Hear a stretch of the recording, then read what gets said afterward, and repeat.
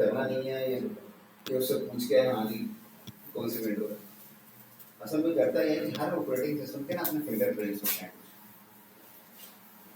वो उन फिंगरप्रिंट्स के से मैच करता है कि जिसका फिंगरप्रिंट ज़्यादा मैच हो रहा होता है वो बताता है। हाँ सम टाइम होता है कि फिंगरप्रिंट मैच ही किसी एक से हो रहा है वो इफेक्ट बताता है, लेकिन अगर मल्टीपल से मैच हो रहा हो तो फिर वो बताता है कि इतने परसेंट इसके चांस है और इतने परसेंट इसके चांस है। लेकिन उसमें मैंने आपको बताया था अगर इस तरह से ना हो रहा हो तो वो एग्रेसिव और वो कंपनी ऐसे वर्जन सर्विसेज वर्जन वाली वो कमांड चला रहा है, उसमें इससे भी ज़्यादा डिटेल बताता है जिससे ज़्यादा बेहतर तरीके से अंदाजा हो सकता है। और दूसरी एक और टेक्निक भी मैंने आपको बताई थी कि फॉर एग्जांपल आप पता लगाते हैं वो बताता है कि विंडोज़ 7 है या सर्वर 2008 है, तो सर्विसेज से आपको पता लग जाएगा ये विंडोज सर्वर है कि विंडोज क्लाइंट वाली सर्वर, तो इस तरह से भी अंदाजा होता है। ठीक है सर, अभी हमने विंडोज 7 का भी और विंडोज 8 का भी ट्राई किया था, तो उन दोनों में बता ये रहा था कि विंडोज 7 है, 2008 वर्जन बता रहा था, दोनों में सेम ही आंसर कर रहा था। वो ये बता रहा होगा इतने परसेंट चांस इसके हैं इतने परसेंट चांस इसके हैं। नहीं सर, चांसेस नहीं सर, वो चांसेस तो का अलग बता रहा था सर। अच्छा लेकिन सर विंडोज 7 का हमने चेक किया था तो उसमें भी बता था कि ये विंडोज 7 7 ही है। विंडोज 8 का चेक किया तो उसमें भी बता था कि विंडोज 7 है। बस वो फिंगरप्रिंट उससे मैच हो रहा होगा ना इस वजह से।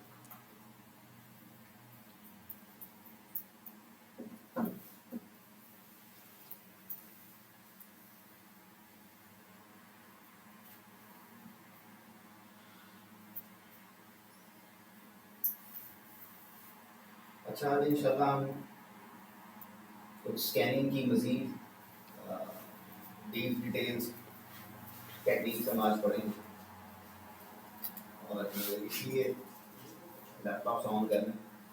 लैपटॉप आज आपने ऑन करना है, काली लिनक्स और ऑन करनी चाहिए। काली लिनक्स के अलावा आप जो पहला टास्क है उसके लिए कोई भी विंडो की मशीन ऑन कर लें और साथ आप एक स्निफिंग सर्वर वाली मशीन ऑन कर लें। लेकिन इन तीनों मशीन विंडो की मशीन, स्निफिंग सर्वर वाली मशीन और काली लिनक्स तीनों की नेटवर्क सेटिंग क्या होनी चाहिए? फर्स्ट टास्क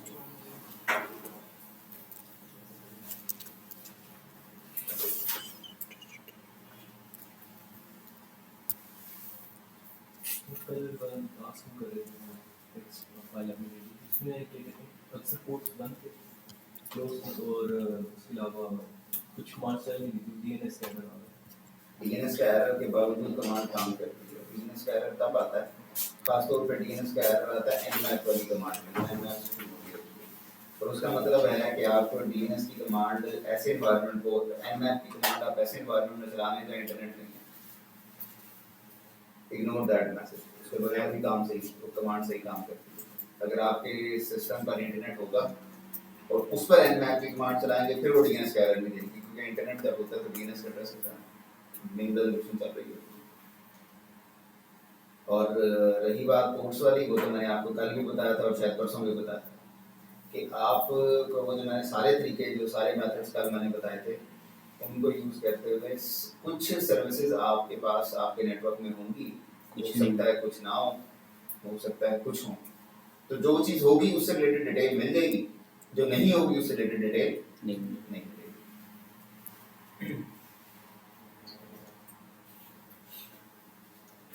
ऑन करें मैं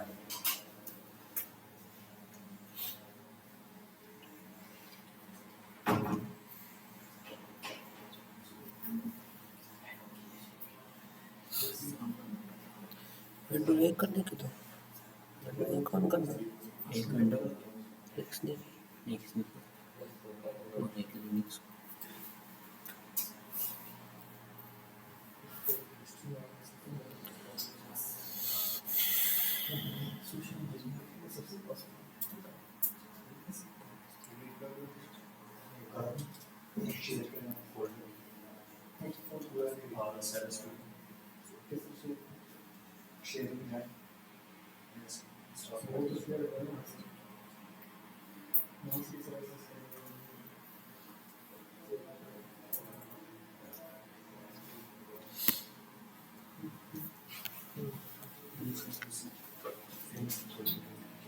हाँ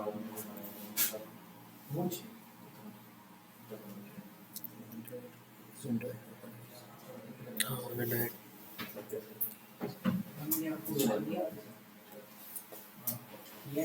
शेयरिंग करना कनेक्ट करना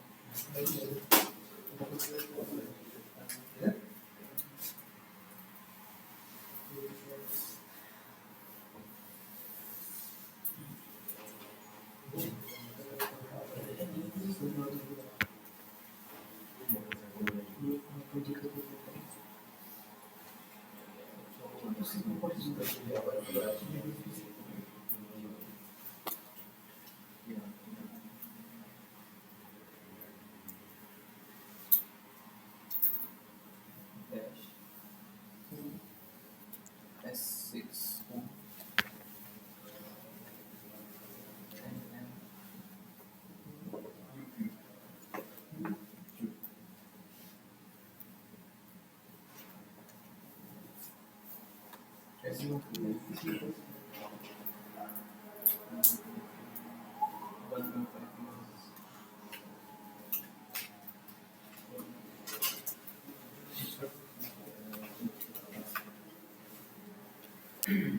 अभी ऑन कर रही है जी मशीन और है सर हो रही है।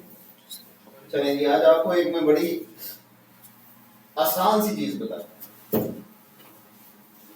ओएस डिटेक्शन की अभी बात हो रही थी, उसके हवाले से आसान भी है, नॉलेजफुल भी है, याद रखना अब आपकी जिम्मेदारी। वो क्या,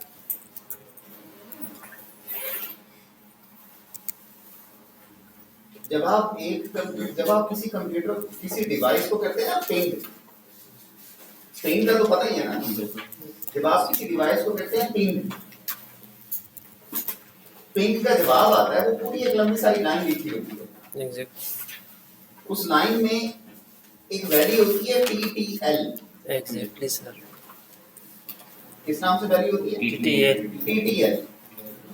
225 TTL का मतलब था टाइम टू लीव। ये TTL जो वैल्यू होती है ना, उस वैल्यू से भी आपको पता लग सकता है कि ये कौन सा ऑपरेटिंग सिस्टम है, आपने किसको पिन किया।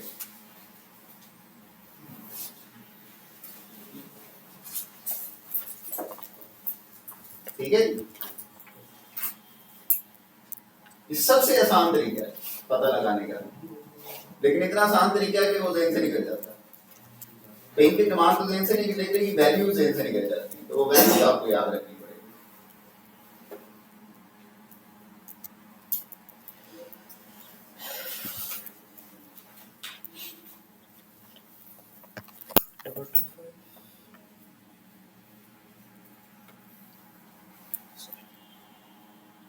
तो वो कौन सी वैल्यूज है ये मैंने ग्रुप में भेजी है, चेक करें।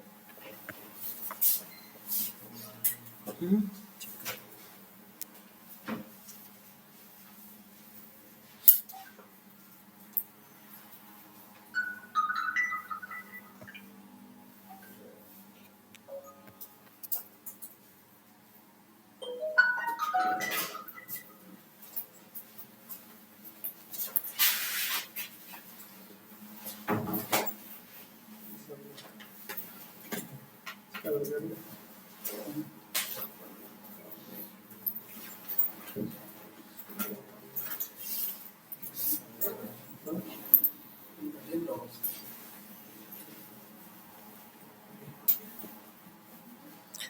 64 जी अब आप तो जो मैंने जो मशीन ऑन करवाई है, अब आप पिंग करें, विंडो की मशीन का आईपी निकाल के स्कैन करके आईपी को पिंग करेंगे ना, तो विंडो का TTL वैल्यू कितनी होनी चाहिए देखिए बताएं।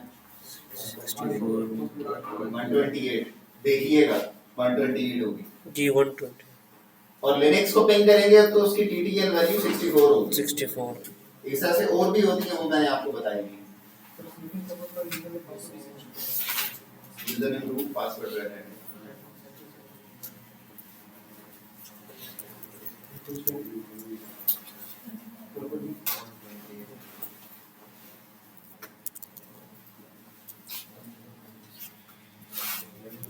कोई भी कोई होता है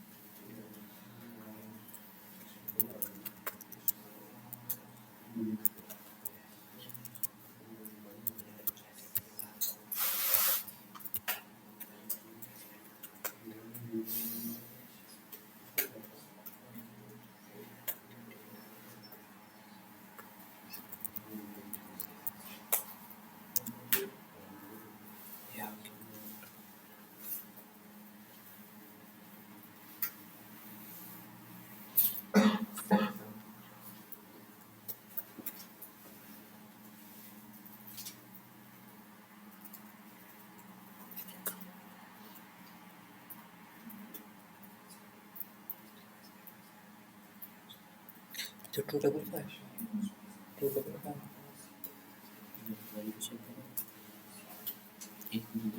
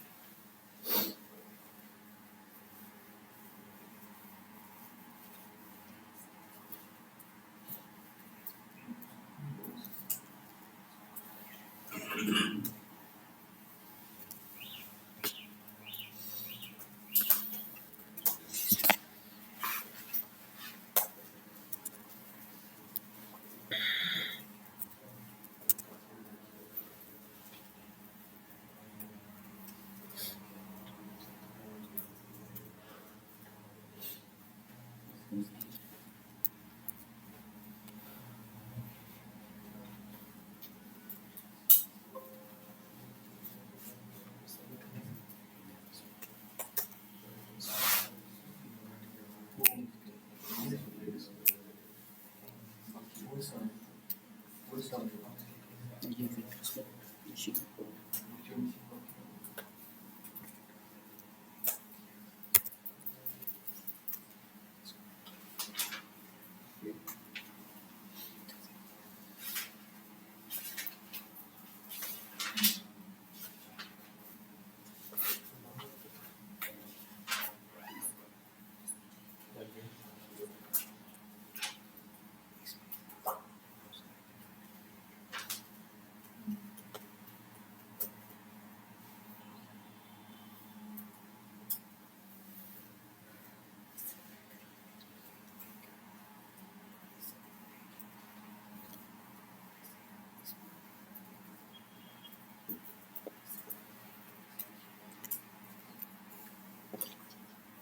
मशीन स्निफिंग सर्वर किस तरह वर्क करेगा जस्ट उसको ऑन करके फिर वो स्टार्ट हो जाएगा। काम इसका वैसे असल में स्निफिंग वाला टॉपिक में आएगा, लेकिन वैसे लिनक्स की मशीन मैंने ऑन करवाई है, टीटीएल वैल्यू चेक करना।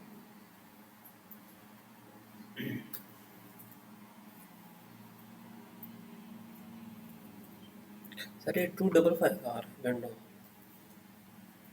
कौन से रेट होता है? 7 सॉरी 8 हमको ठीक नहीं आ रहा। आ रहे हैं वक्त ट्राई नहीं की नहीं आ रहा है टीटीएल में चेक कर। टीटीएम देख चेक कर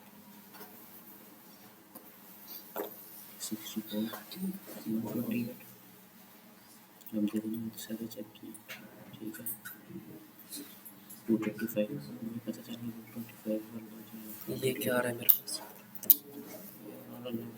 क्या करते हैं विंडो सर्वर में जाके चेक करेंगे कौन सी वो ये विंडो में जाके कमांड देते हैं समझ ये काली पे टर्मिनल काली के टर्मिनल पे वो ओपन होगा ना अभी ओपन किया इसको मिनिमाइज करें सिर्फ तक कोई पिक्चर आ पीछे वर्चुअल बॉक्स में मिनिमाइज कर इसको मिनिमाइज कर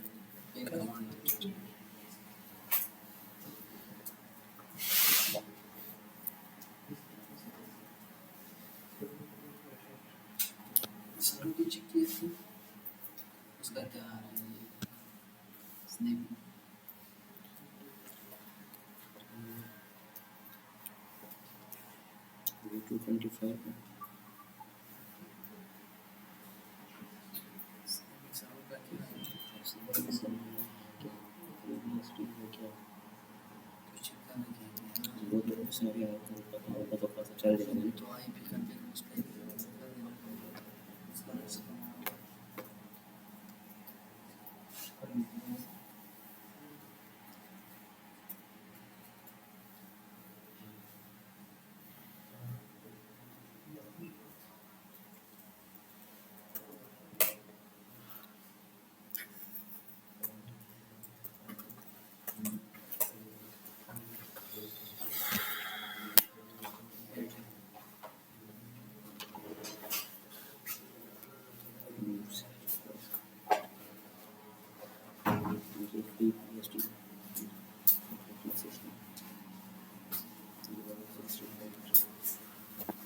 लेकिन नहीं पीएचडी में नहीं आता है उसमें सर, ये अब इसमें 64 की दो वैल्यूज़ हैं आपने पिक्चर शेयर की है, एक लिनक्स की और एक फ्री BSD की। वो भी लिनक्स में ही होता है।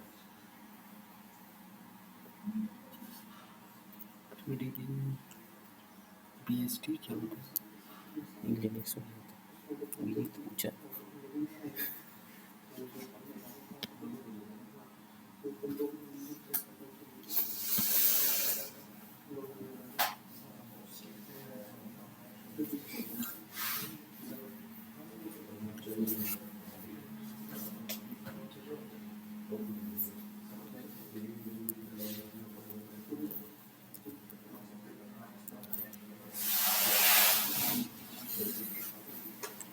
सर हमें इतना नहीं पता कि पता चलता कि ये विंडो की है लिनक्स की है, या आगे फिर ये भी पता नहीं मुझे विंडोज 7 है, विंडो 8 है, विंडो 9 है।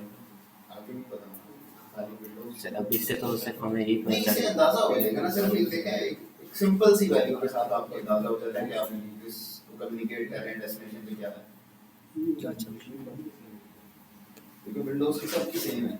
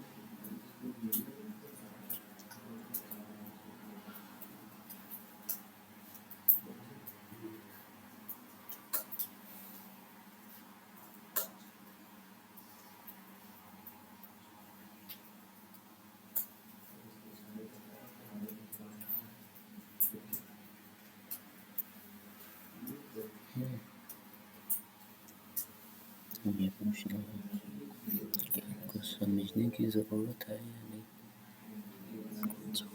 मतलब ये हम जिस तरह ये NVIP कमांडर LDAP की इसकी डेप्थ में जाने की ज़रूरत है या नहीं, किसको समझने के लिए क्वेश्चन नहीं था, जरूरत है ये क्वेश्चन था बिहार में। अच्छा सर अगर मैं ये इधर कमांड चलाऊँ तो बात करते हैं अच्छा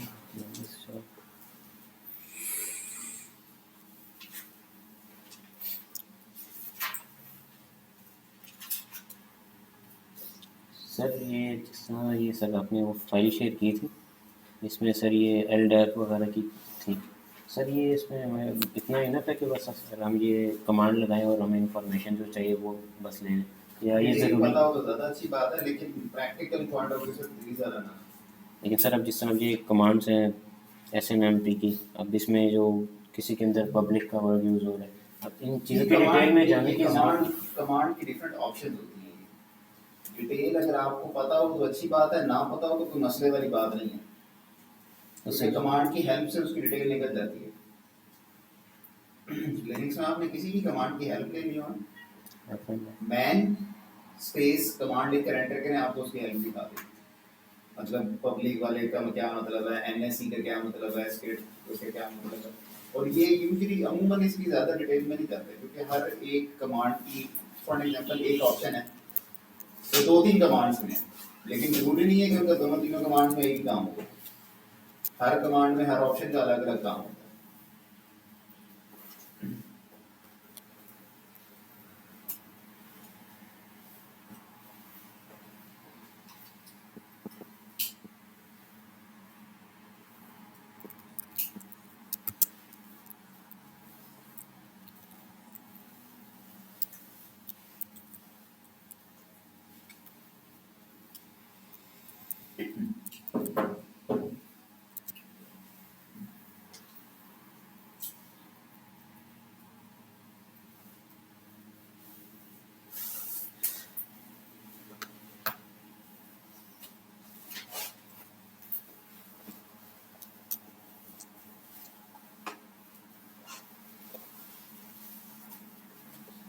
अच्छा जी, नेटवर्क स्कैनिंग पे हम बात कर रहे थे, उसी चीज को आगे लेके चलते हैं। सबसे पहला काम जब भी आपने स्कैनिंग करनी होती है, अपने सिस्टम का आईपी एड्रेस लिखते हैं। क्या मेरे सिस्टम का आईपी एड्रेस है 192.168.56.103। दूसरा काम क्या करेंगे आप, जिस नेटवर्क पे कनेक्ट है उस पूरे नेटवर्क को स्कैन करेंगे, पता लगाएंगे कितनी डिवाइसेस आप पे, उनके क्या आईपी एड्रेसेस हैं। ठीक हो गया? देखते हैं कैसे पता लगेगा। कैसे होगा जी? nmap-sp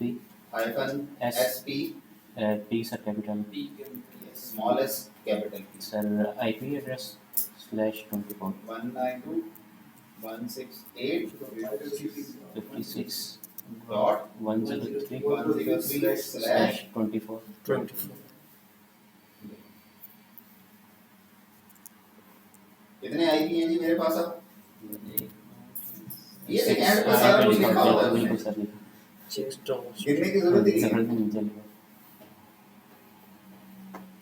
और कितनी देर लगेगी? अच्छा, पता नहीं लास्ट टाइम मैंने बताया, मेरे ख्याल में नहीं बताया, और आप में से भी किसी ने नहीं पूछा।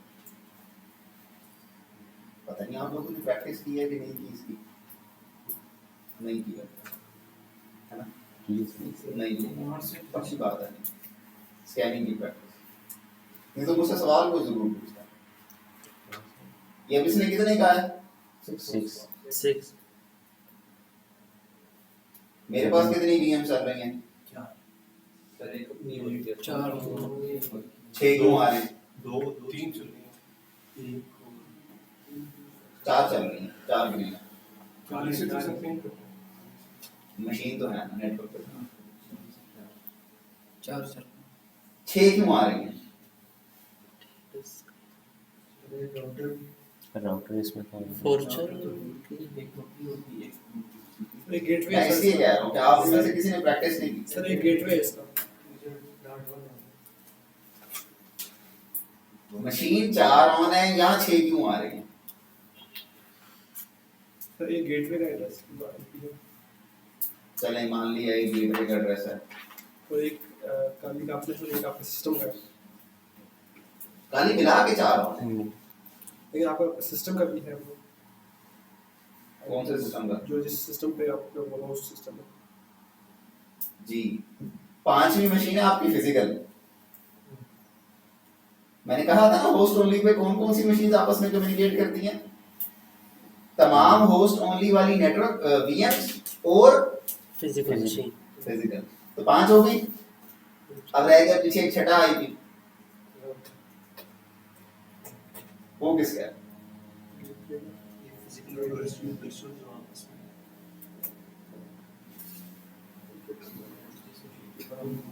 ये भी तो करेक्ट जैसे राउटर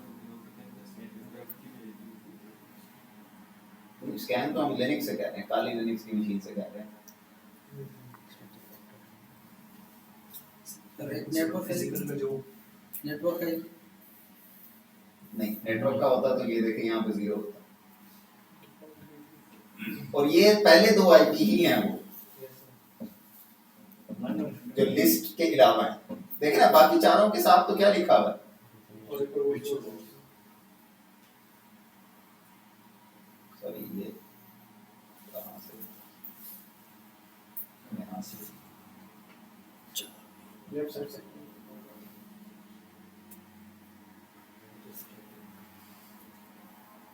एक आईपी तो हो गया, मैंने बता दिया। पांचवा किसका है, हमारी फिजिकल मशीन का। छठा आईपी किसका है? सर ये चारों वीएम जो आपस में कनेक्ट है जो आपस में connect करती है। उसके लिए कोई चार वीएम्स क्या? जो आपस में कनेक्टेड है डीएनएस की या ये आपस में भी तो किसी के थ्रू कनेक्टेड है सर, तो चारों बोस का हाँ जी, इन सब की तो नेटवर्किंग हो रही है, एक नेटवर्क इंटरफेस तो होगा ना कोई, एग्जैक्टली ये उसका है। और आपने शायद पता नहीं सोचा नहीं सोचा, आप ज़हन में बात आएगी। ये जो हम वर्चुअल मशीन को ब्रिज पे करते हैं, चले होस्ट ओनली पे करते हैं, ऑटोमेटिक आईपी असाइन होता है ना, कौन करता है, कहाँ चल रहा होता है? वो डीएससीपी हमारे फिजिकल लैपटॉप को क्यों नहीं देता? जब हम घर में या ऑफिस में कहीं अकेले बैठे होते हैं, पार्क में बैठे हुए हैं, वहां क्यों नहीं देगा हमारे लैपटॉप को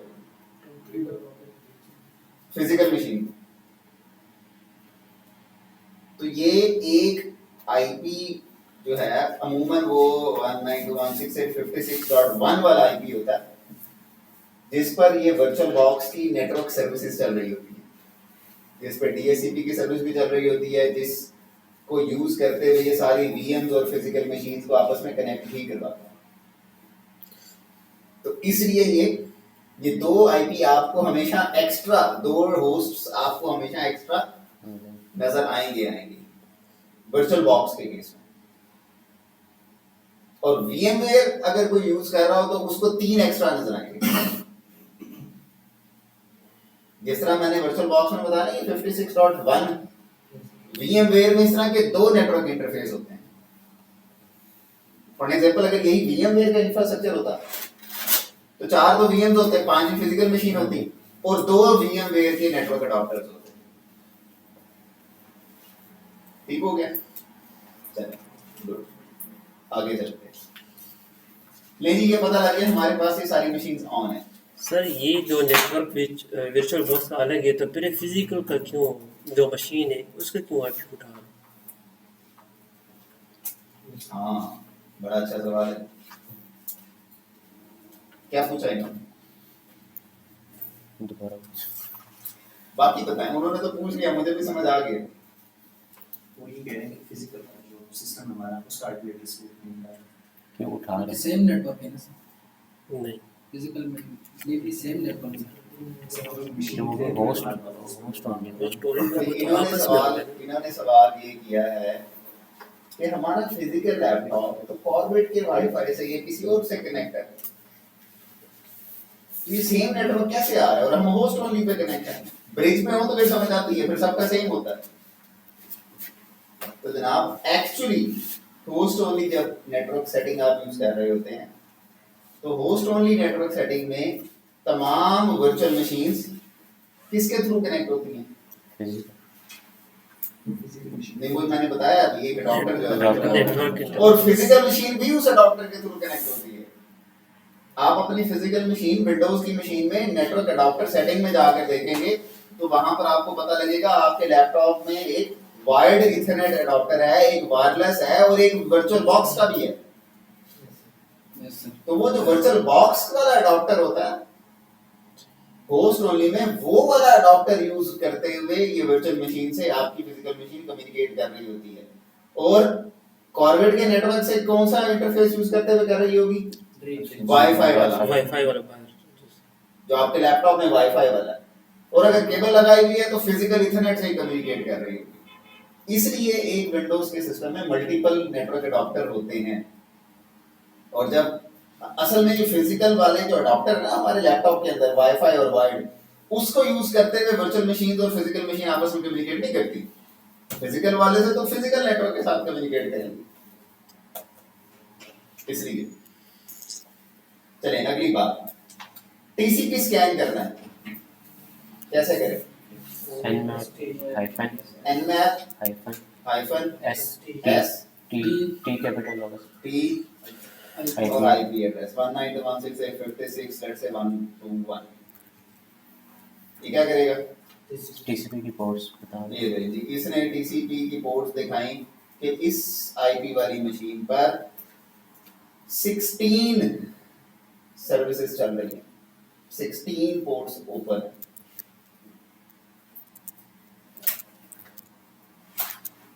अच्छा, अब आप क्या सोच रहे हो?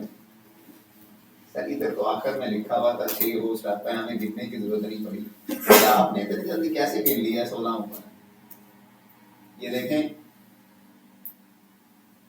आउट ऑफ 1000 बता रहा है। 1000 बताता गिनने की बजाय 1000 से देख लें कितने काम है, पता लग जाएगा। ले जी, ये सारी 16 पोर्ट्स ओपन है। यूडीपी स्कैन करना, क्या क्या तरीका बताया था टी की जगह यू कैपिटल आ जाएगा जी? nmap s कैपिटल U और साथ आई T4 जरूर लिखे, वरना इसने टाइम बड़ा लगा। ये देखें, उस दिन आपने नोट नहीं किया था, शायद आज भी नोट नहीं किया। सवाल मुझसे पूछ रहे थे, सर डीएनएस का एरर आ रहा है। देखें, डीएनएस का एरर तो मुझे भी आ रहा है कि नहीं आ रहा? बिल्कुल सही। ये देखें, इस कमांड में भी आया था।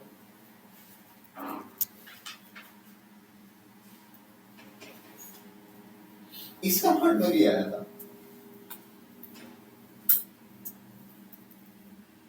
जब भी आप लोकल एरिया नेटवर्क से कनेक्ट होंगे ना, इंटरनेट नहीं होगा, तो nmap की कमांड डीएनएस का एरर देगी, क्योंकि उसके पास नेम रेजोल्यूशन की फैसिलिटी नहीं होगी।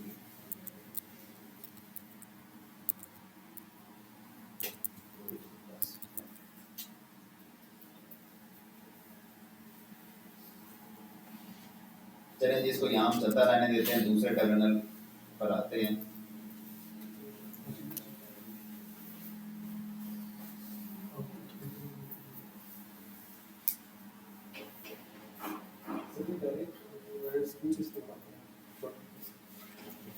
कंट्रोल शिफ्ट प्लस, ये वैसे व्यू में लिखा होता है, क्लिक से भी हो जाता है और आगे शॉर्ट की भी लिखी है। अच्छा जी, वो सर्विसेज के वर्जन्स कैसे पता लगाते हैं? SV hyphen SV nmap sir UDP के पता लगाने किसको जिसके पता लगाने उसका कमांड बताई थी last hyphen SV small S capital V hyphen आगे अगर यूडीपी के लगाने तो यूडीपी लिख देंगे टीसीपी के पी नहीं किस पोर्ट पे वाले चेक करना? एस और साथ अगर टीसीपी के चेक करने तो कैपिटल टी आ जाएगा, अगर यूडीपी के चेक करने तो यू आ जाएगा और आगे आईपी एड्रेस।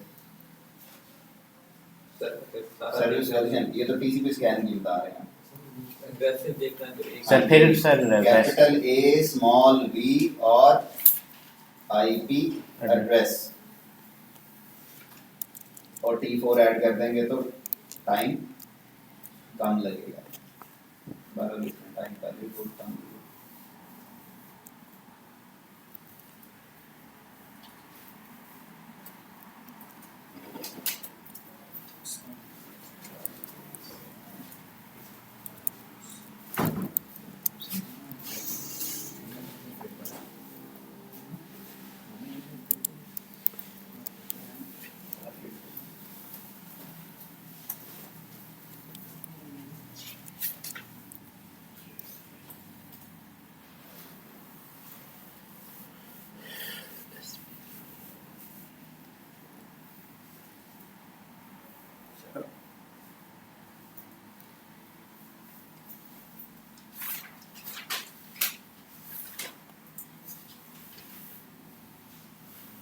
चलिए, ये सारी टेक्निक्स तो हमने लास्ट टाइम पढ़ी, अब उससे थोड़ी सी एडवांस टेक्निक्स, ठीक है जी।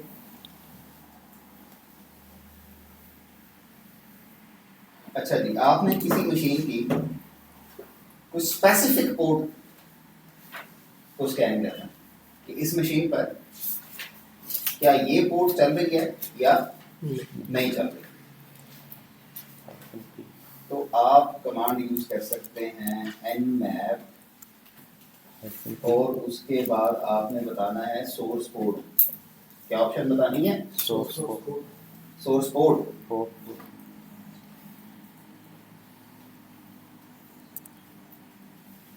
फॉर एग्जांपल मैं कहता हूँ सोर्स पोर्ट में 21,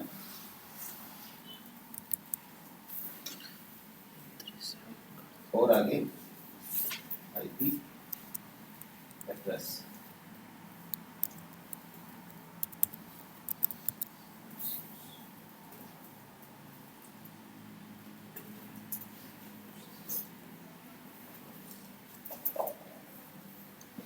ये देखिए, अब इसने 21 पोर्ट सर जी सर ये सर हम सिंपल -p करके भी तो पोर्ट का नंबर ले सकते हैं। हाइफन p से भी, हाइफन स्मॉल p से भी आप ये काम कर सकते आगे पोर्ट नंबर दे हैं। दें। पोर्ट नंबर बोला वो भी कर देगा। सर एक मार वापस P 21 192 168 56 121, दोनों तरीके हैं ये, बल्कि ये ज़्यादा आसान है।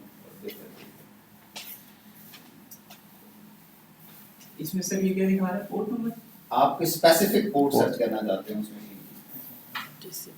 कि ये पोर्ट ओपन है कि नहीं है।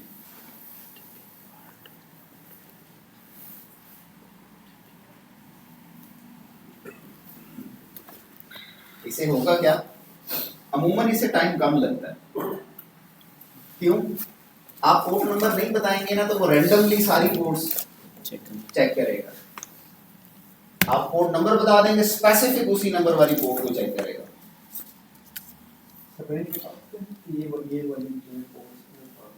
हाँ, तो ये बता सकते हैं। सर ये अगर सारी चेक करनी हो 65,000 उसकी क्या कमांड लिखनी है?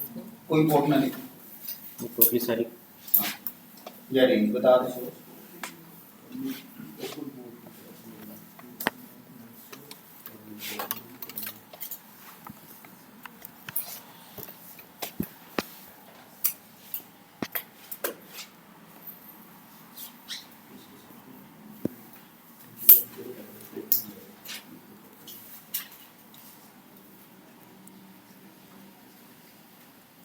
अच्छा जी, बात बताएं कि ये स्कैनिंग का कौन सा मेथड है? एक्टिव के पैसिव? एक्टिव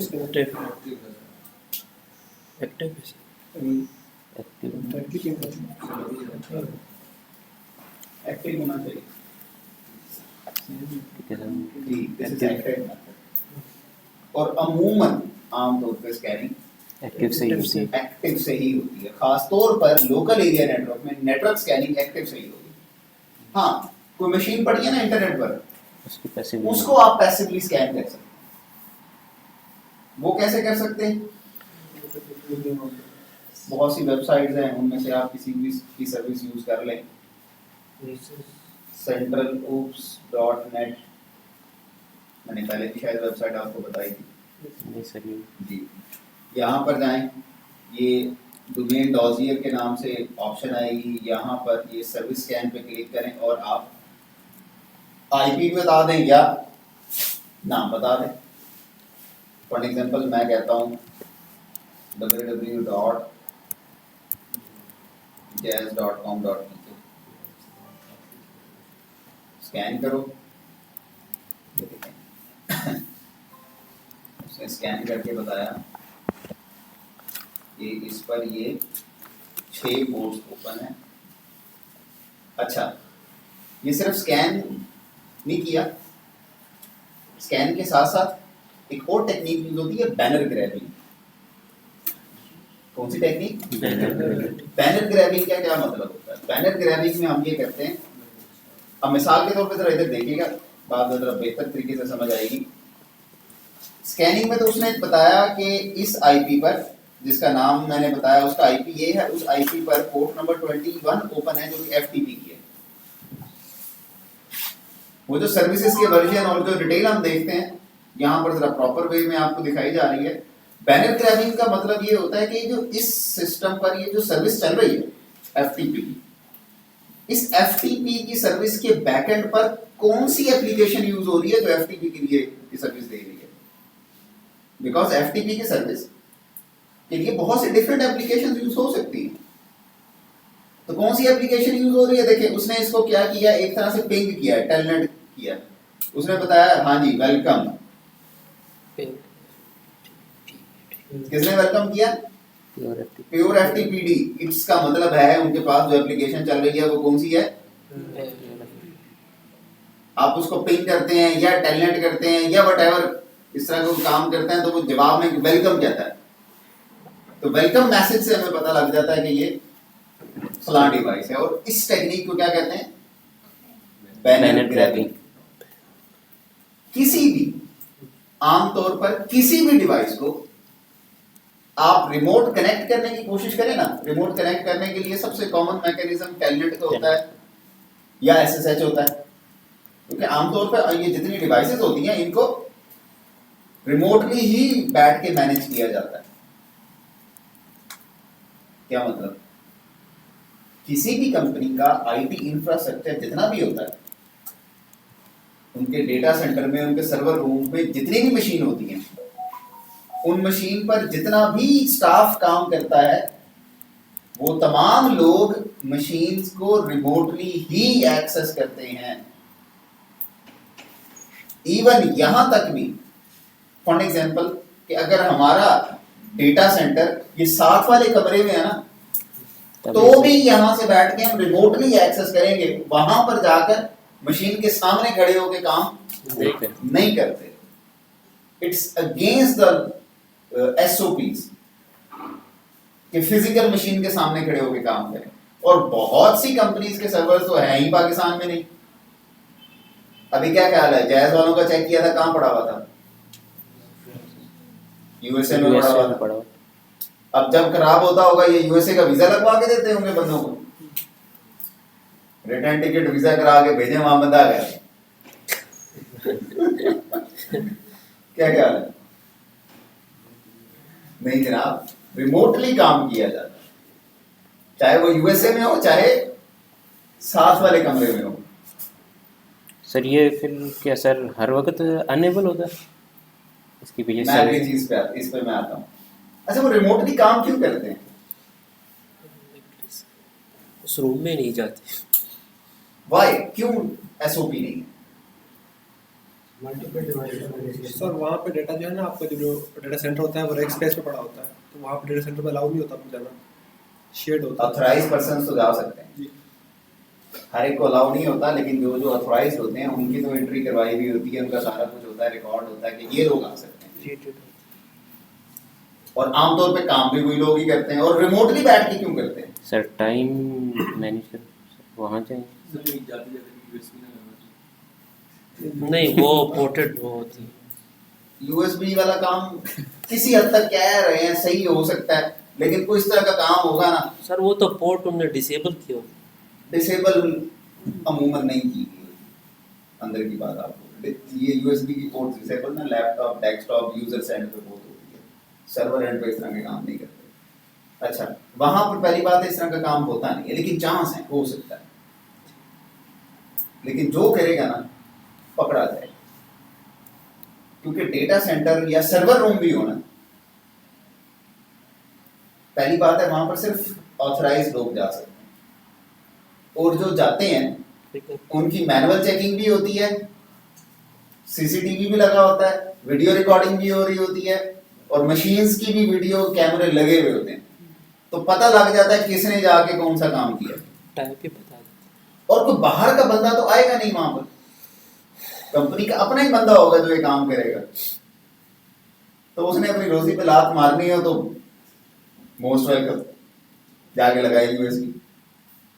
हाँ, कोई काम ऐसा हो जिसकी केस में लगानी हो तो अलग बात है, वरना इस तरह का काम अमूमन नहीं होता। तो बात बेसिकली मैं कर रहा था कि ये फिजिकल क्यों नहीं करते, रिमोटली क्यों करते हैं? I mean, sir health hazard भी हो सकते हैं, क्या चीज हो सकती है? मतलब आपके ना हेल्थ हैजर्ड्स होते हैं, वो हेल्थ इश्यूज भी हो सकते हैं। टेम्परेचर का इशू होता है, काफी ज्यादा कम टेम्परेचर होता है वहाँ पर, हम्म। नहीं खैर वो तो हमारा तो खैर मैं तो जहाँ भी गया हूँ 2008 थोड़ी पता है सबसे बड़ी ये सारी चीजें छोटी छोटी बातें बता रहे हैं ये हो सकती है, सबसे बड़ी रीजन पता है क्या होता है? सबसे बड़ी रीजन जिसकी वजह से दुनिया भर में सर्वर रूम्स में या डेटा सेंटर में जाके काम करने की पॉलिसी नहीं है। हाँ तब जाते हैं जब कोई बहुत ही काम खराब हो जाए, जब मजबूरी बन जाए, जब रिमोटली काम, for example machine he down हो गई है, रिमोट मैनेज नहीं हो रही, तो फिर तो फिजिकल जाना पड़ेगा। वो एडमिनिस्ट्रेटर के पासवर्ड चेंज या कोई और इस तरह का बहुत सीरियस काम हो जाए, वरना रिमोटली करते हैं। क्यों? देखें, बीइंग अ ह्यूमन गलती होने के चांसेस होते हैं। अब आमतौर पर मैं इंशाल्लाह कोशिश करूंगा आप लोगों को, मैं कमिटमेंट नहीं करता, कोशिश करूंगा कि ड्यूरिंग दिस कोर्स आपको किसी कंपनी का ना सर्वर रूम दिखाया जाए। डेटा सेंटर तो मुश्किल होगा, सर्वर रूम जरा थोड़ा सा इजीली हो जाता है, उसका विजिट करवाया जाए। आप जब देखेंगे, नहीं तो उसकी पिक्चर्स आप गूगल पे करेंगे मिल जाएंगी, उसमें बहुत छोटी स्पेस होती है, मतलब इसको भी ऑफ कर दे। अगर ये कमरा हो ना एज ए सर्वर रूम या डेटा सेंटर, तो इस कमरे में कम से कम 8 या 10 रैक्स लगे हुए हैं, 5 इस लाइन में 5 इस लाइन में। वो जो रैक्स आपने देखे हैं शायद, बल्कि यहीं कहीं भी पड़ा होगा, हमारे यहाँ पे भी होगा इस रूम में पड़े, वो छोटे वाले हैं, अमूमन बड़े वाले हैं। अच्छा, 8 से 10 रैक्स होंगे। अब उस एक रैक के अंदर ना अंदाजन एवरेज 20 डिवाइसेस एक रैक में आ जाती हैं। कितने डिवाइसेस? 20 डिवाइसेस। 20 से ज्यादा भी हो सकती है, 20 से कम भी हो सकती है, depending on the size of the device. Router switches आपने शायद देखे हैं? किसी ने नहीं देखे तो हाथ खड़ा करें, मैं अभी दिखाता हूँ। यहाँ पे पड़े हुए हमारे पास बहुत सारे, एक दो लेके आए ना जरा, उधर अकाउंट्स वाले रूम में होंगे, उनसे पूछ के 5 मिनट के लिए। तो वो जो राउटर स्विचेस होते हैं ना, जो फिजिकल इंडस्ट्री में इस्तेमाल होते हैं, अभी आपको दिखाते नहीं है, वो 1.5 इंच या 2 इंच अपना मोटाई उसकी होती है, लेंथ सबकी सेम होती है, क्योंकि उसने रैक में फिट होना होता है। वो स्क्रूज से, नट बोल्ट से ना रैक में फिट कर देते हैं। अब चूंकि मोटाई कम होती है, वो एक रैक के अंदर वो 25-30 भी आ जाते हैं। सर्वर भी मेरे पास यहाँ पर पड़ा होगा, हमारे पास रैक माउंटेड, लेकिन वो जरा हैवी होता है, वो मैं उठा के लाना जरा मुश्किल होगा, 4-5 लोग उसको मिलके आसानी से उठाएंगे। वो होता है जरा 5-6 इंच मोटा, मशीन वो 5-6 इंच मोटी होती है, इतनी मोटी होती है कम से कम, और फिर वो साइज लेंथ में उसकी उतनी होती है, क्योंकि रैक में लगनी होती है।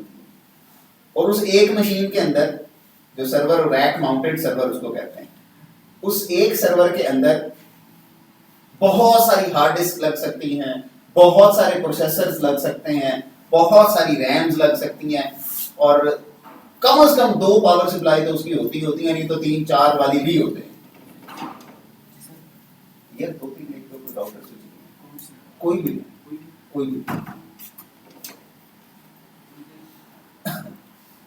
तो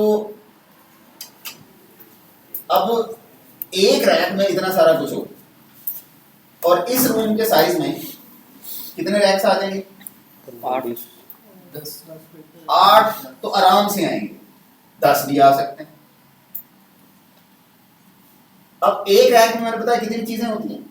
30 अंदाजन एवरेज 20 कर रहे हैं। अब 20 चीजों की जरा कैलकुलेशन कीजिएगा, अगली बात कैलकुलेशन पे आ रही है। 20 डिवाइसेस पर कम से कम एक पावर केबल तो लगेगी। कितनी होगी पावर केबल्स?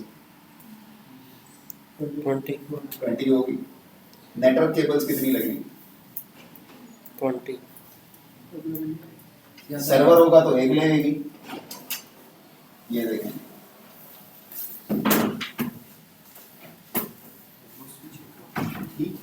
स्विच है। हाँ जी, ये देखें जी, ये आपको ये ऊपर वाले दो ना स्विच है। अब देख के बताएं इसमें कितनी केबल्स, नेटवर्क केबल्स कितनी लगेंगी? 24 but the size पे डिपेंड। ये आगे नजर आ रही है हिलने।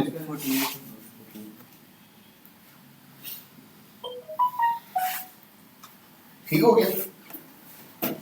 नेटवर्क केबल्स इतनी लगेंगी। हाँ, बैक एंड पे एक पावर केबल है और 2 कंसोल केबल्स हैं। कंसोल वो होती है जिससे मैनेज करने के लिए, जो इसको हैंडल करने की कॉन्फ़िगरेशन सेटिंग के लिए यूज होती है। और ये नीचे तीसरे नंबर पर जो नजर आ रहा है ये है राउटर।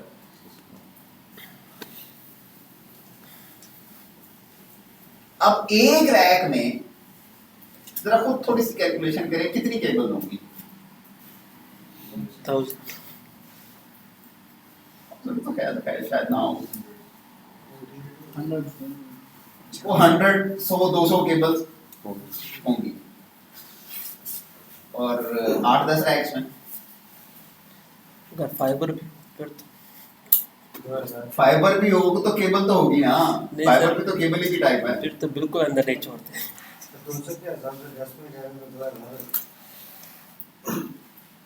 2000 में से एक केबल भी आपका हाथ या जूता या कपड़ा लगने से हिल गई, उसको ढूंढना मुश्किल हो जाता है।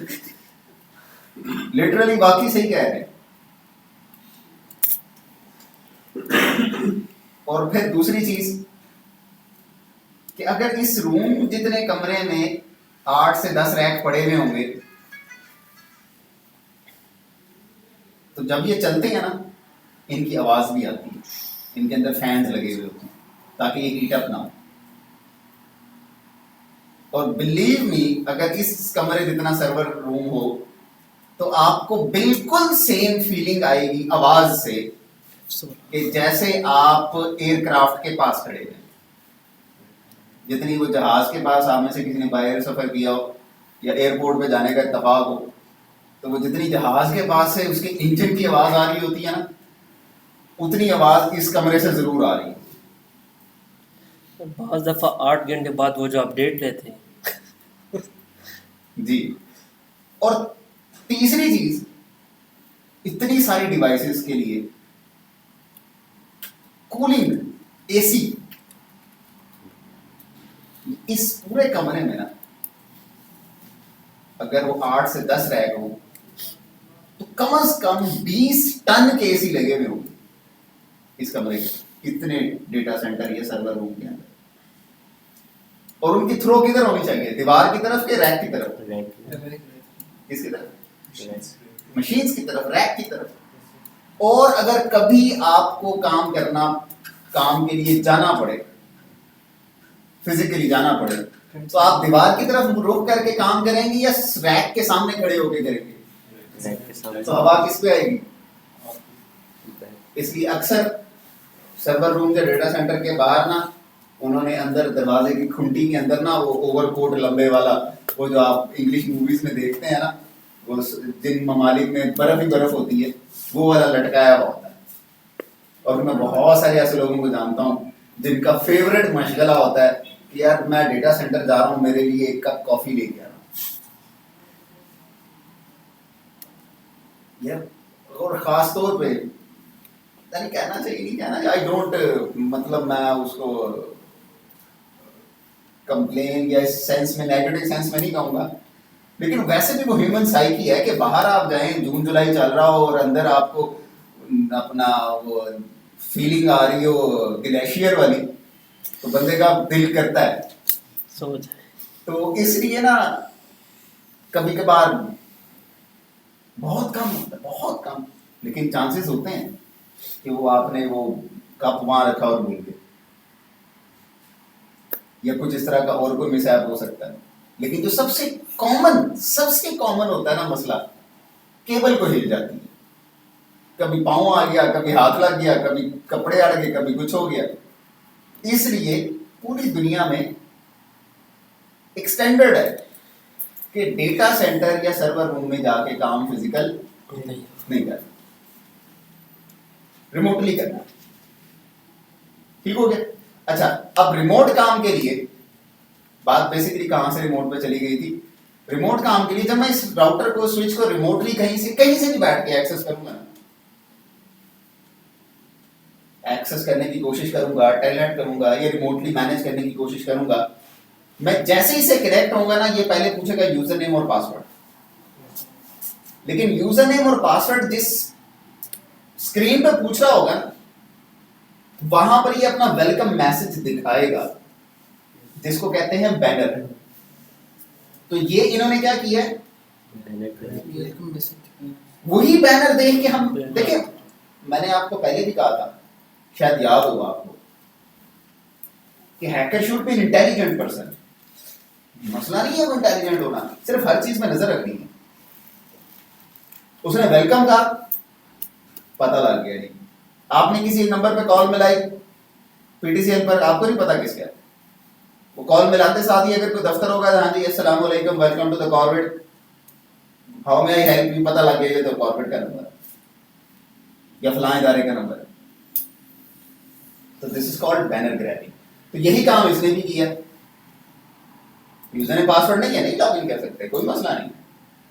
ये तो पता लग गया ना कि कौन से सॉफ्टवेयर ने हमें वेलकम किया। अब जैसे ये देखें, एफटीपी के तौर पे बताया था, क्या चल रहा है?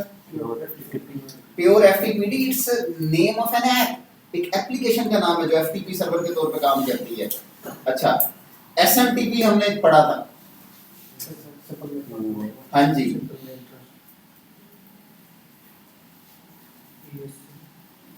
एक्सिम, एक्सिम के नाम की एक एप्लीकेशन होती है ईमेल सर्वर बनाने के लिए, जैसे शायद माइक्रोसॉफ्ट का तो पता होगा, माइक्रोसॉफ्ट का एक्सचेंज सर्वर होता है, इस तरह से ये एक एप्लीकेशन होती है। और दिस इज वेरी फेमस,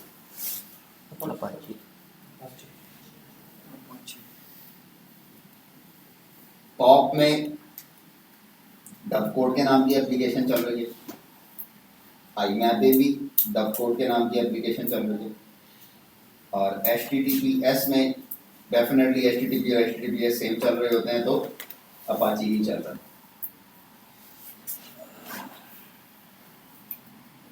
ठीक हो गया? अच्छा, आगे बात को लेके चलते हैं। तो हो गया जी पैसे।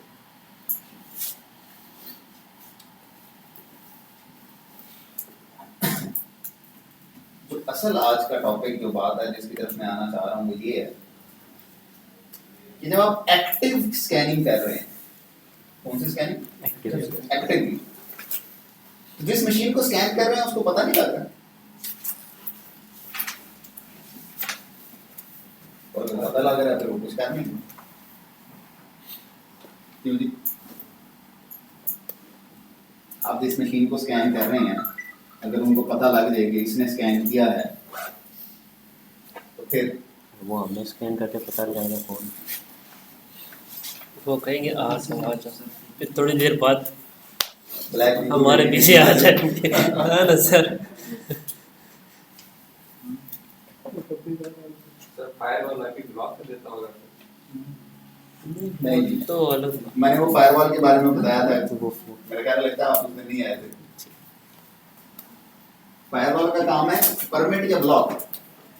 फायरवॉल ने अगर ब्लॉक किया हुआ है तो फिर ये स्कैन भी नहीं होगी। ओपन आ रही है, स्कैन हो रही है, तो इसका मतलब है फायरवॉल से परमिट है। हाँ जी, अब क्या करें? स्कैनिंग भी करनी है, और हिडन होना है। अगर उनको पता लग जाए तो फिर क्या करेंगे?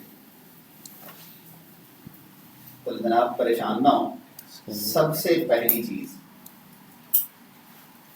स्कैनिंग में, सबसे पहली बात बाय डिफॉल्ट का क्या मतलब होता है?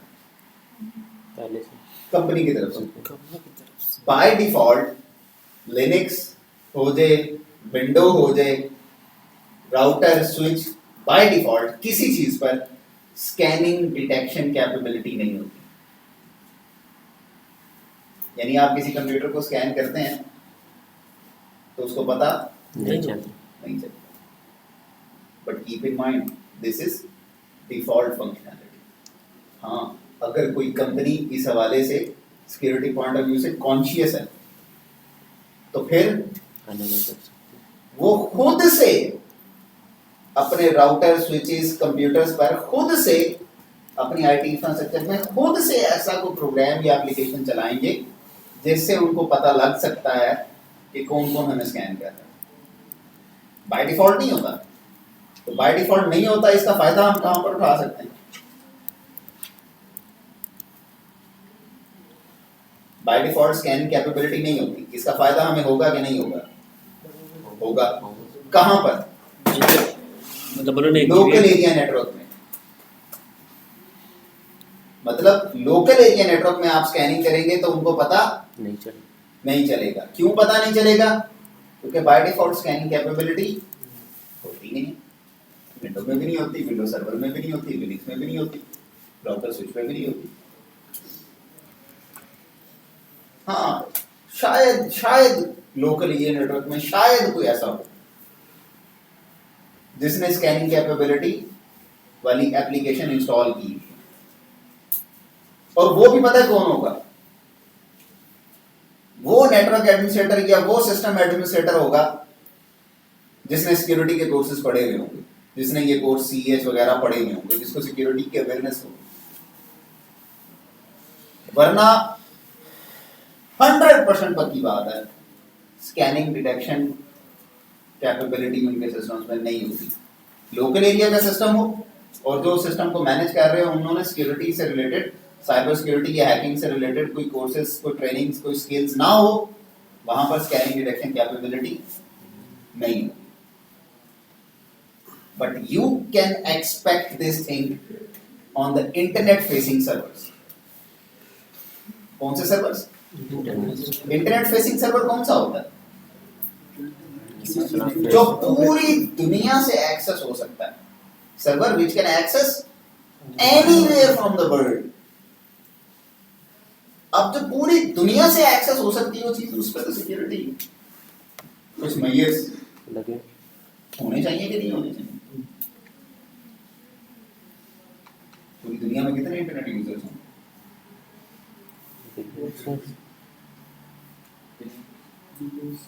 पता नहीं आसमान पे भी इतने तारे होंगे कि नहीं होंगे, है ना? जितने पूरी दुनिया में इंटरनेट के यूजर्स होंगे। तो वो डिवाइस, वो सर्वर, वो चीज इतने billions, perhaps trillions of users के लिए एक्सेसिबल है, तो कहीं से अटैक भी तो हो सकता है। इसलिए वहां पर आमतौर पर कुछ स्टैंडर्ड्स, कुछ चीजें अप्लाई की हुई होती हैं।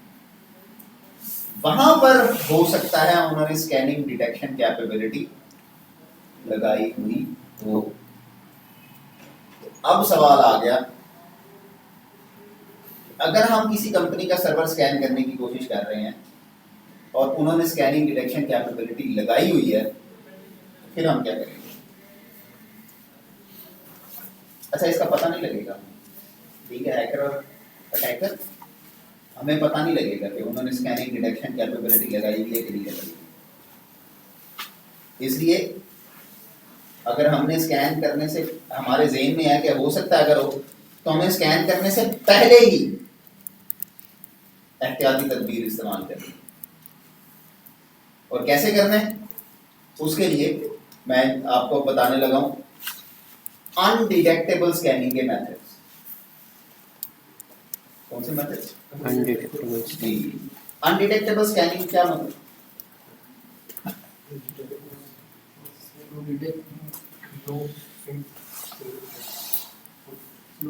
यानी कि जिस अनडिटेक्टेबल स्कैनिंग टेक्निक, उस टेक्निक को कहेंगे जिसमें हम मशीन को स्कैन भी कर रहे हैं और उस मशीन को हमारे बारे में पता भी ना लगे। पता भी ना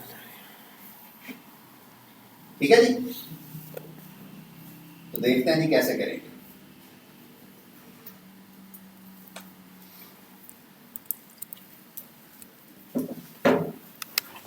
सबसे पहला और सबसे आसान तरीका,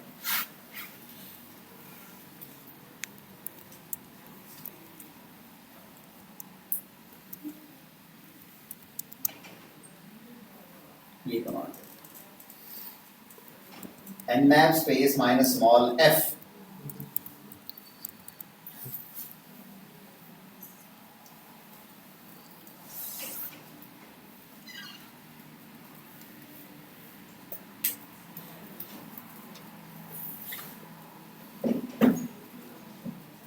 सर ये क्या बताएगा?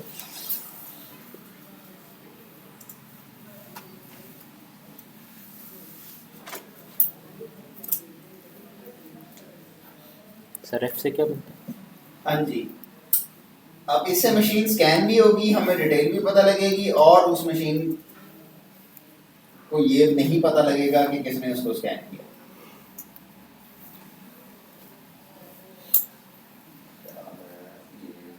स्कैन लगा हुआ इसकी वजह से वो स्कैन लगा। अच्छा, एफ का मतलब है, ये जो एफ वाली ऑप्शन है, इससे होगा, इस एफ का मतलब है फ्रेगमेंटेड पैकेट। एफ का क्या मतलब है? फ्रेगमेंटेड पैकेट कौन सा होता है? सर जो पैकेट्स की वो बने हुए सेगमेंट्स जिसमें बने बहुत छोटा सा छोटा पैकेट। पैकेट। क्या मतलब बहुत छोटा सा पैकेट?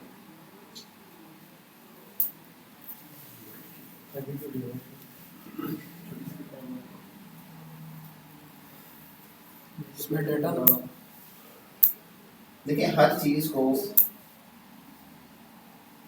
पता लगने के लिए कुछ सडन अमाउंट ऑफ डेटा चाहिए होता है। अब जैसे मिसाल के तौर पे आपको कोई बाल हिलाए, आपको पता लगेगा ना? अगर सो नहीं रहे तो पता लगेगा ना? आपका कोई एक बाल हिलाए, पता लगेगा? No sir. आपको शायद अंदाजा हो जाए कि वो खवातीन के बाल बड़े होते हैं, हिलाने पे नहीं पता लगेगा, तोड़ने पे पता लगेगा। एक बाल हिलाने पे पता, मेरा नहीं ख्याल कि पता लगे एक बाल हिलाने पे। चांसेस बहुत कम। सी भी है। फ्रेगमेंटेड पैकेट में क्या करेगा? ये तो आपने प्रैक्टिकल कर भी उसको पता चल गया सर। ठीक हो गया। तो एफ क्या कर रहा है? फ्रेगमेंटेड पैकेट भेज रहा है, इतना छोटे से पैकेट भेज रहा है। लेकिन फायरवॉल पर वो बाईपास कर नहीं, बाईपास नहीं करेगा।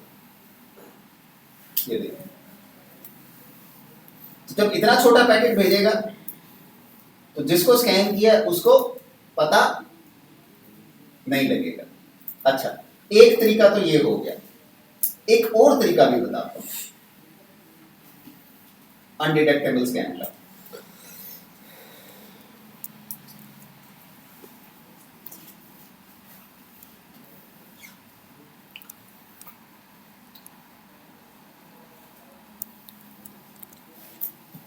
लेंगे, अब मैंने ऑप्शन पहले एफ माइनस एफ यूज की थी, अब मैंने की है dash dash M T U space 8। M T U क्या होता है? Maximum transmitted unit. Maximum transmission unit. What is it? Sir packets की ये तो आपको पता होगा ना कि एक सिस्टम से दूसरे सिस्टम तक नेटवर्क की ट्रैफिक जाती है, पैकेट्स की शेप में जाती है। एमटीयू कहते हैं पैकेट का ज्यादा से ज्यादा बड़ा साइज कितना होगा, मैक्सिमम, यानी ट्रांसमिशन जो जा रही है उसका मैक्सिमम यूनिट का साइज कितना होगा। मैंने कितना बताया? 8 बिट। आपको पता है नॉर्मल कितना होता है? नॉर्मल, आपस में सिस्टम मशीन्स कम्युनिकेट कर रही है, नॉर्मल कितना होता है? नॉर्मल पता लगेगा तो ये पता लगेगा कि छोटा है बड़ा है कितना है।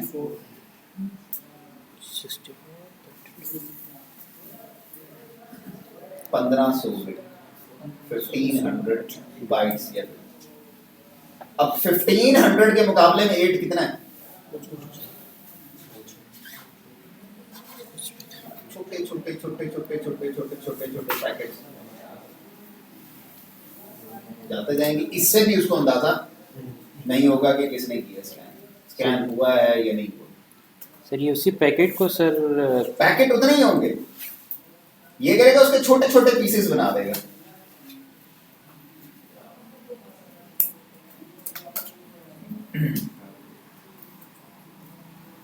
ओके अच्छा जी, एक और टेक्निक बताता हूं अनडिटेक्टेबल स्कैन की।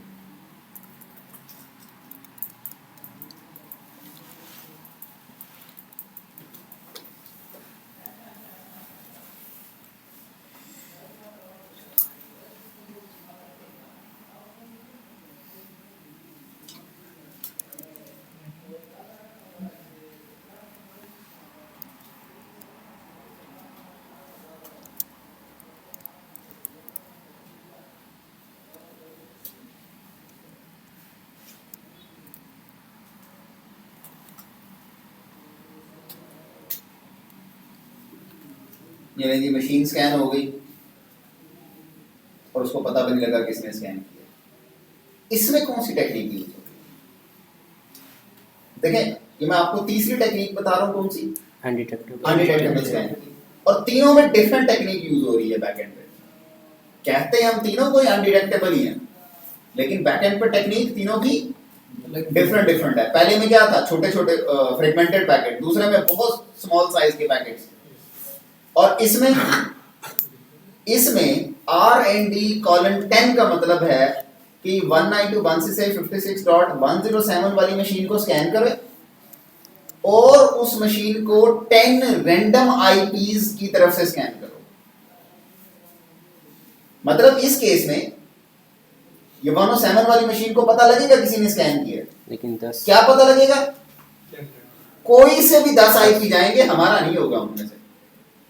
भाई हमारी तरफ से जिस मर्जी का पता लगे, हमारा ही ना पता लगे ना।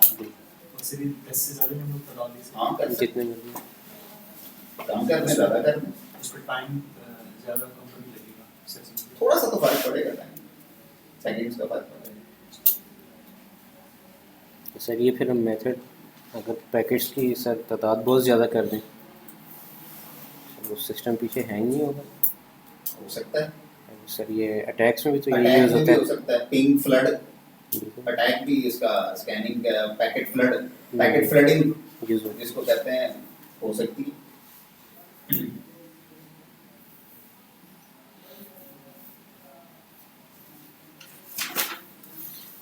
सर इसमें अटैक टाइप होता है जिसमें सोर्स और डेस्टिनेशन का एड्रेस सेम होता है। अगर जब एंड पॉइंट पे जाते हैं ना तो वहाँ पे शो होता वो है आईपी स्पूफिंग होती है।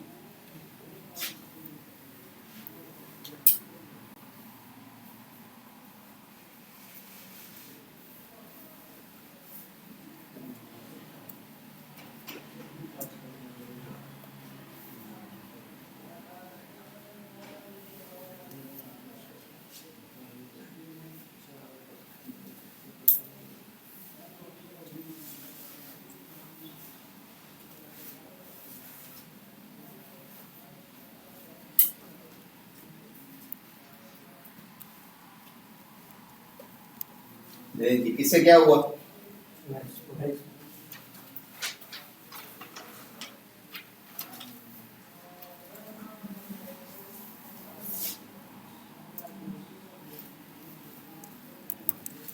नाम से पता लग रहा है।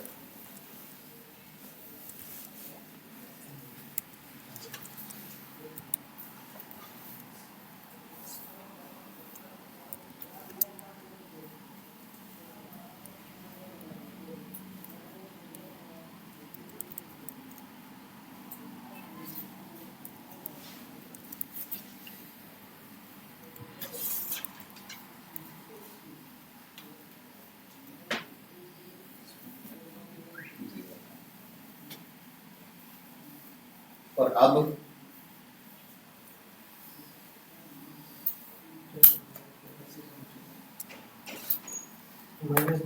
इससे क्या हुआ था? मशीन को स्कैन किया, जिस मशीन को स्कैन किया उसके पास हमारी मशीन का मैक एड्रेस नहीं गया।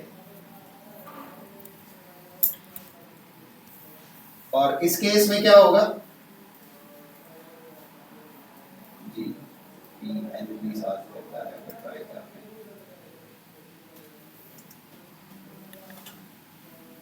जी। इस केस में होगा कि आईपी भी हमारा नहीं जाएगा, मैक भी हमारा नहीं जाएगा।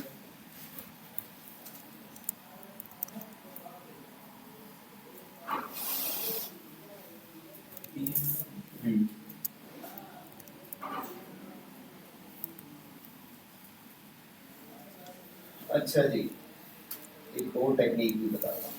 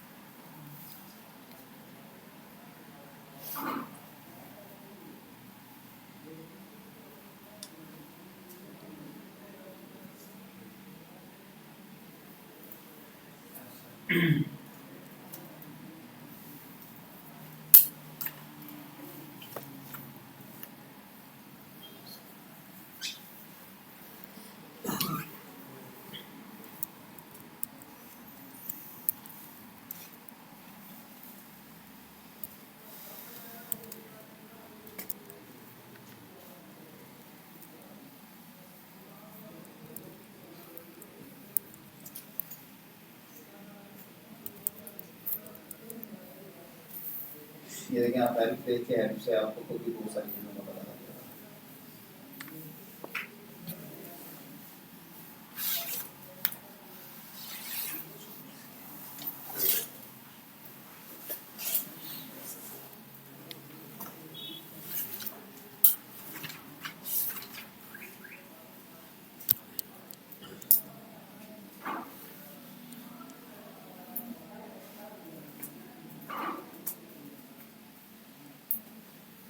सर हेल्प किस तरह ओपन करते हैं?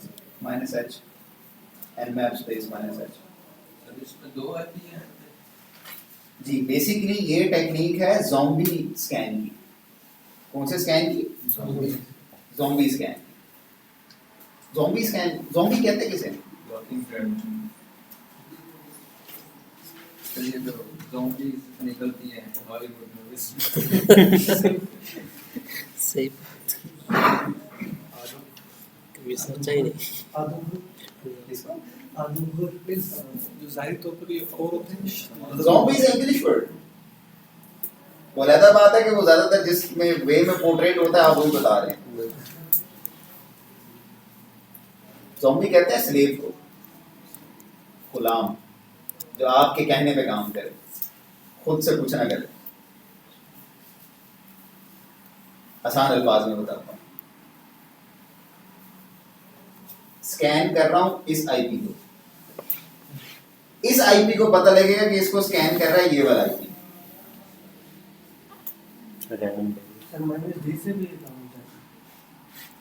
वो तो रैंडम आईपी वाला, वो अपनी मर्जी से कोई आईपी बताएगा। इसमें हम बता रहे हैं हाँ, ये स्पेसिफिक कर दिया कि नहीं जी भाई इसको फंसाना है। तो सर ये फंसाने के लिए यूज हो हाँ, काम पीटीआई वाले कर रहे हो और आईपी नून लीग का डाल रहे हो। ये काम नून लीग वाले कर रहे हो, आईपी पीटीआई का डाल रहे हो। ये शिफल हो सकती है आगे पीछे? हाँ हम कर सकते नहीं एक से ज्यादा भी डाल सकते हैं। नहीं, देखिए आगे पीछे शफल नहीं हो सकती। क्यों नहीं हो सकती? पहले आपने आईपी बताना है जो शो हो, वो चेंज कर दें। ये 1 2 3 की जगह जो मर्जी लिखना है वो शो होगा, लेकिन जिसको स्कैन करना है वो तो सही लिखना पड़ेगा। इसकी जगह पे सर 88 भी लिख सकते हैं, 8 और हाँ, कोई भी लिख दे।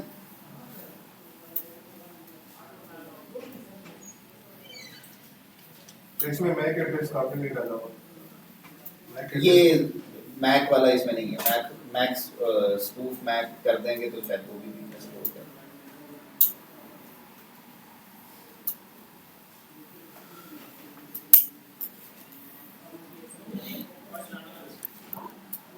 वेरीफाई कर रहा था उसने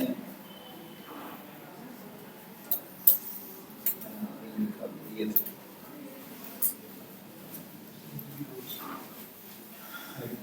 पहले ज़ोंबी होस्ट बताना है और फिर जिसको स्कैन करना है उसका आईपी ठीक हो गया जी। चलें जी। लास्ट वाली कमांड सर इसी ये लें।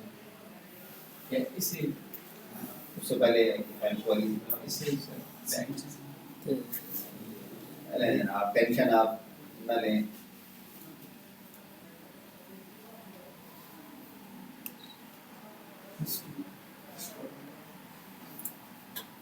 ये लें।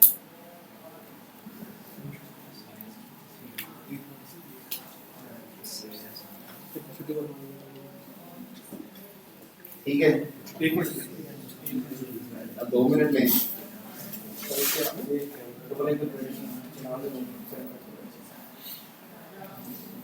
एक वक्त नहीं डाला।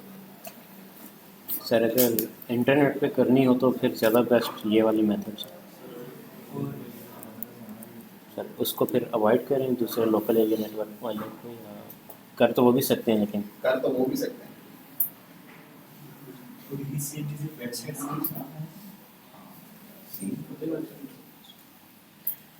वेबसाइट भी तो बैकएंड पे किसी ना किसी सर्वर पे ही पड़ी हुई है। चलें जनाब लैपटॉप ऑन करें and you have the time.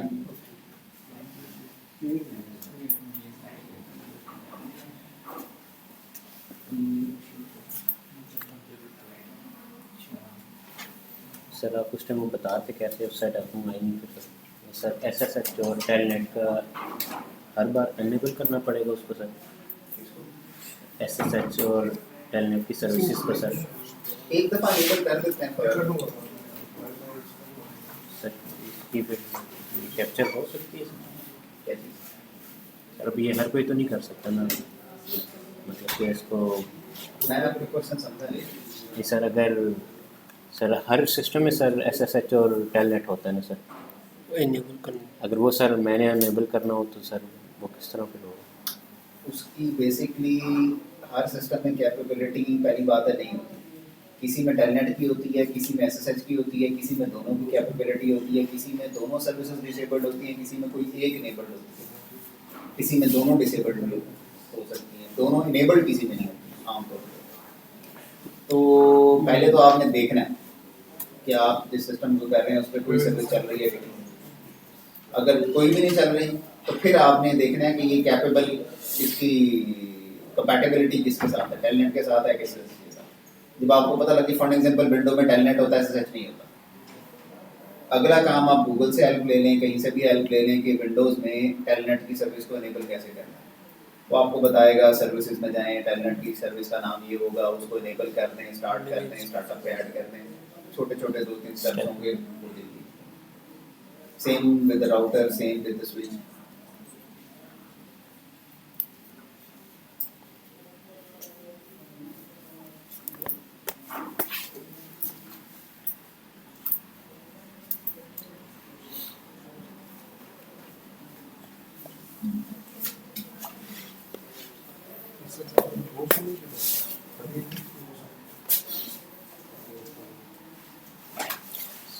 Sir ये तो आप सारा वेब का बता रहे हैं, मोबाइल सर ये जितना भी मेथड्स हैं सर ये वेब के हैं, तो मोबाइल्स के लिए भी सेम प्रोसीजर है या इनका? आईपी है, आईपी राउटर का हो, स्विच का हो, मोबाइल का हो, सर्वर का हो, लैपटॉप का हो, कंप्यूटर का हो, किसी का भी हो, आईपी पे डिवाइसेस काम कर रही है। सर मोबाइल में ज़्यादा ऐप्स काम कर रही होती हैं, ऐप्स हो या जो भी हो, आईपी ही होता है।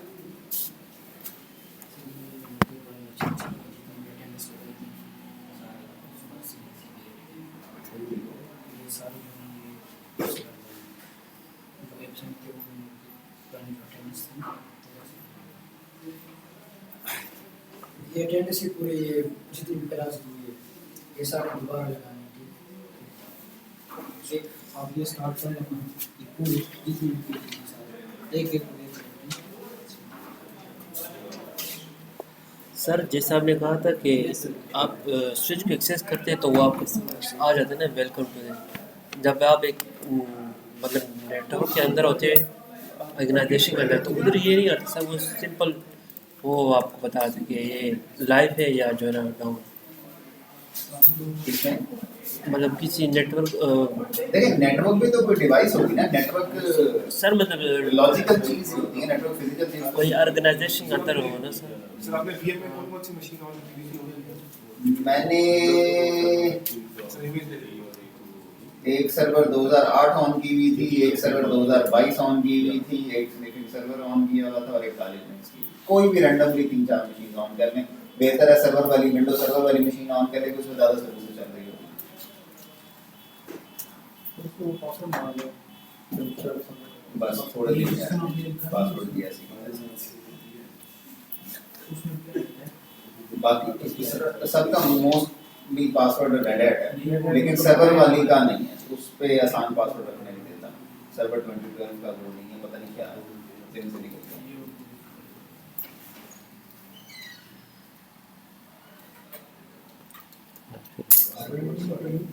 अच्छा कर पासवर्ड देखें, बंद कर, अब तो प्रैक्टिस करनी है। सर्वर का क्या रोल है?